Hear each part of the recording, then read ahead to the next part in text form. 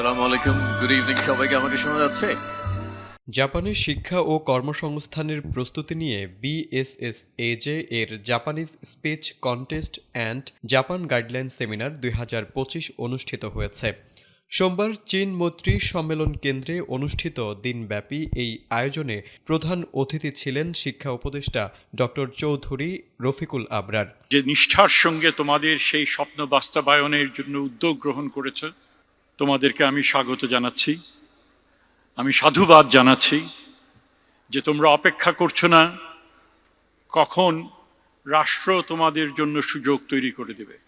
তোমরা নিজেরাই উদ্যোগী হয়ে তোমাদের ভবিষ্যৎ পরিকল্পনা তোমরা নির্দিষ্ট করেছো।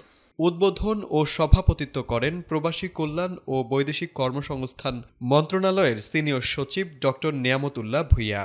অনুষ্ঠানের প্রথম অধিবেশনে অনুষ্ঠিত হয় জাপানিজ স্পিচ কন্টেস্ট ২০২৫।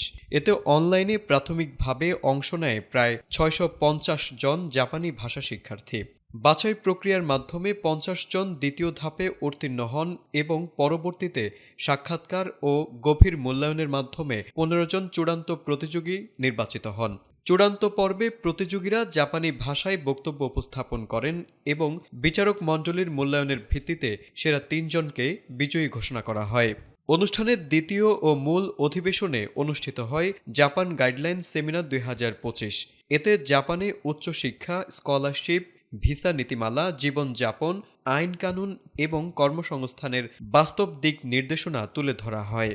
অনুষ্ঠানে বক্তারা বলেন, জাপানে সাফল্যের জন্য কেবল ভাষা পরীক্ষায় উত্তীর্ণ হওয়া যথেষ্ট নয়, বরং সংস্কৃতি, শৃঙ্খলা, আইন মেনে চলা এবং দীর্ঘমেয়াদী প্রস্তুতি অপরিহার্য।